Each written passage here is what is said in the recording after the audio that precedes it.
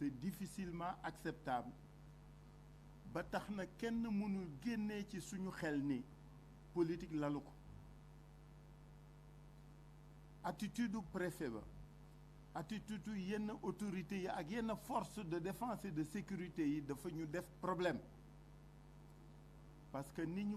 pamtee Guirassy ni ñu ko sonnalee assiégé njabootam assiégé këram assiégé camarade am c'est inacceptable ci ku ne rek damay contrôler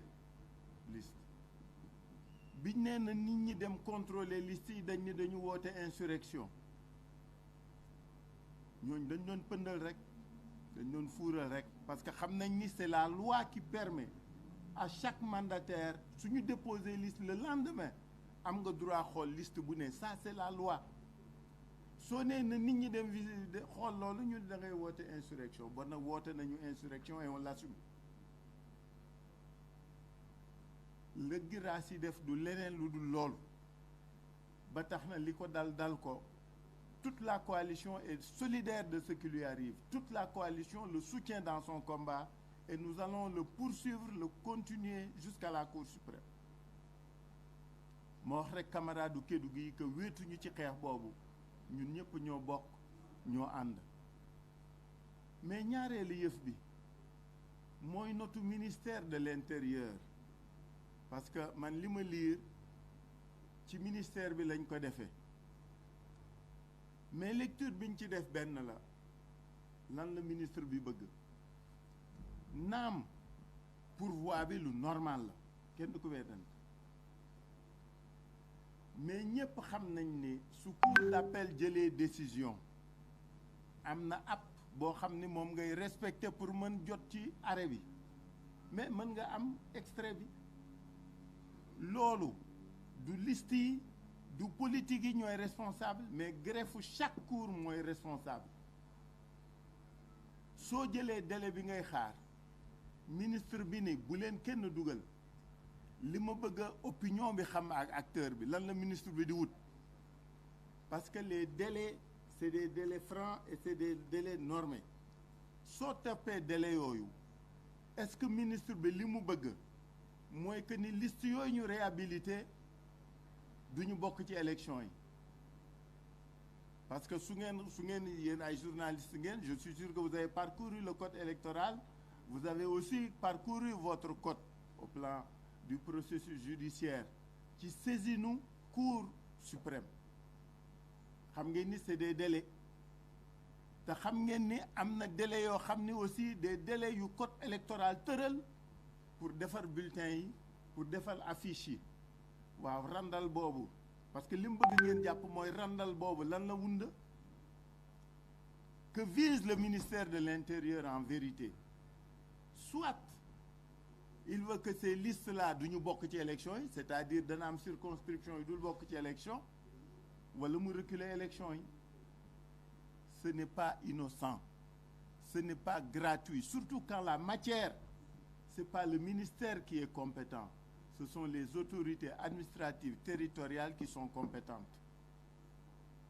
du ma wax ne amul droit wax leen li ñu war def parce que moo leen ilif mais ci domaine boobu préfet ak sous-préfet mooy responsable naam jurisprudences nit ñu de manière générale c'est le ministère de l'Intérieur qui organise les élections et que tous les aspects en la matière l'interpellent et l'intéressent mais ci boobu de manière spécifique ce sont les autorités locales lan la ci bëgg loolu kenn du ko nangu su fekkee pour exclure ay circonscription la ci élection yi duñ ko nangu su fekkee pour reporter élection yi la duñ ko nangu dañuy attirer attention rek opinion publique nationale et internationale ci jëfit yooyu man loo boobu lecture laa def ci intervention ministère de l'Intérieur ci fii ñu toll ci processus bi ak lii mu digle te su ngeen demee ngeen lire code yëpp ñaari code yi ngeen xool lan lay indi donc dama bëgg booboot que les Sénégalais sachent que nous par ces rencontres périodiques et régulières nous voulons les informer de la situation ngir ëllëg comprendre date on alerte on informe on prévient. ñaareelu yëf bi mooy lii nga xam ni moo fi xew tey ci suba ci Dakar ci mbirum Barthélémy Dias waa préfet li mu def moom mooy li ko war fàttali toujours loi fàttali toujours règlement nous sommes d'accord mais pourquoi mu koy defal ñeen ñi te du ko def ñi def parce que doxantu bi du Barth rek koy doxantu yéen ñëpp yéen a ngi lire journaux ni am na ñuy doxantu ci dëkk yi. Le travail de proximité en matière dans le domaine électoral, c'est une chose naturelle et normale. Chaque jour, chaque soir, les listes dañuy dugg ci kër yi dugg ci koñ yi dem ci quartier yi saa yoo koy def da ngay ñaan permission saa yoo koy def da nga koy yëgle. La seule chose qu'ils ne prennent pas en compte, c'est la spécificité des SICAP. soo jógee jëppal dugg liberté jëm Derklé ay cité ngay romb ak mbedd. su ngeen doonee fukk il faut que mu doon mbooloo est-ce que yaa ngi taxaw non yaa ngi dox yaa ngi distribuer flyers yaa ngi yëglu waaw looloo il faut informer non su fekkoon dañ ne dañuy marche su fekkoon dañ ne dañuy rassemblement ñun xam nañu yoon duñu jalgati yoon su fekkoon Barth li mu def du yoon daañ ko wax ni ko du yoon mais quartier woo quartier nga ànd ak nit ñu bariwul parce que ñëpp xam nañ ni ñu ko àndaloon bariwuñu nga yor di distribuer ay flyers kooku amul trouble à l'ordre public bloqué woo tali xataloo mbedd bloqué woo oto soo duggoon Grand Yoff doo am problème boobu parce que ci suuf si ngay dox foofu kenn du la trouble à l'ordre public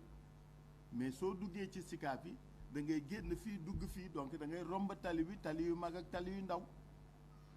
donc il faut que ñu delloo ci xel yi il faut que ñu delloo ci xel yi parce que nag gis nga fii ñu toll day metti rek nag parce que kenn du fi mën tere kenn ci lu mu moom ci lu mu war ci lu mu bëgg ci lu muy def nit ki li ko yoon may dakaa jël ba mu mat sëkk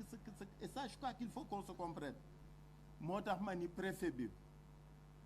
duma ko critiquer ci li mu rappeler yoon parce que mooy rôle am day def travail d'information et de prévention mais nay sóor nag ñaari yëf li ñu def tey du jalgati yoon li ñu def tey am na ñu ko jëkkee te kenn deful lu leen mise en garde ba di leen yóbbu commissariat c'est 2 poids 2 mesures yooyu moo fi war dakk su fekkee suñu autorités yi bëgg nañu ñëpp d'accord ci li ñuy def ñëpp ànd ci li ñuy décider mais su ñenn ñi sentiree ne kumba am ndey la ak kumba amul ndey kenn du ko nangu kenn na du ko nangu ça je crois qu'il faut que les gens soient d'accord là-dessus mais defar yoon rek ñëpp xam nañ ñun ñu ko yoon rek la ñu xam yoon rek la ñu bëgg yoon rek la ñu tàmm c'est pourquoi boobu moo volet boobu aussi dama bëgg ñu jàpp ci ñetteeli volet bi ñu fi woote léegi mooy dañu wax nag suñu camarades yi suñu mandataires yi ñëpp nañu waxati maa ngi woo insurrection nañu bind cour d'appel yëpp parce que xam nga soo deful saisine bi dafa ay délais yuy courir entre bi ngay laaj kayit gi ak bi mu la koy jox ak bi ngay mën saisir cour suprême ñuy wax suñu mandataires yëpp yi nga xam ni seeni liste kii na instruire nañu suñuy avocat pour que ñu saisir toutes les greffes depuis ce matin pour laaj leen suñu arrêt yi pour ñu mën def processus de saisine à la cour suprême nañ ko laaj nañu bind Cheikh Youm fàttali na ko léegi dama koy baamtuwaat suñu camarades yëpp nañu dem bind cour d'appel yi bind greffe yi parce que wax nañ dëgg juge bi yoonam nekkul ci ba mu àttee la ca pare mais greffe bi mooy def loolu nañu bind greffe yëpp ngir ëllëg parce que yoon moom du wax bind la sooy dem ci juge da ngay bind donc nañ bind nañu dem ci greffe yi ñu kii la ma profite ci rafetlu décision wu cour d'appel yenn ils ont été de vrais magistrats ils ont été courageux xëy nañu daañu inspiré ñi ci des na gaa yi yeewi seen buumu ragal yeeg buumu kii ñu def parce que nag fii lu dul yàlla neen la te kenn yoru fi wërsëgu kenn yoru wërsëg magistrat bi jàng juróom-ñaari at après son bac ñu def ko magistrat mu doon magistrat fukki at ak juróom lu dul yàlla waralatu ko ragal et il juge au nom de nous tous et devant Dieu lan lay ragalati xanaa affectation bu naqadi donc lu fi jaral yenn yi moo tax ñuy féliciter que encourager ñi nga xam ne am nañu taxawaay boobu ñi ci des ñu di leen exhorter ñu jël exemple ci ñooñu waxtaanu tey fi ñu koy jeexale mooy que ni dañu jëm ci élection gis nga élection locale yi ñu jëm Yewwi Askan Wi dafa porter projet un projet de gouvernance locale un projet de développement territorial arguments yi ñu yor ñun ce ne sont pas des arguments musculaires ce ne sont pas des arguments de violence verbale mais nous allons proposer aux Sénégalais de quoi rêver. Nous allons leur faire une offre qui leur permettra d'être acteurs de leur développement. Nous sommes porteurs d'un projet qui inclut, qui permet la participation, qui permet la décision, mais qui permet aussi d'être ceux qui profitent du fruit de leur implication et de leur responsabilisation. Projet bu yaatu bu wóor bu dëgër de développement local boo xam ni day jóge ci kaw ba ci suuf impacté ci la manière dont le gouvernement, dont l'État est organisé, il fonctionne. On va vous proposer un très beau projet de développement local. Ce projet de développement local donnera droit aux citoyens sa capacité, toute sa capacité à être responsable de son destin. Loolu mooy li ñu yor looloo ñu wund loolu la ñuy jaay mais du xuloo du xaste du jaay doole mais nag c'est comme le porc épic qui s'y frotte s'y pique. Je vous remercie.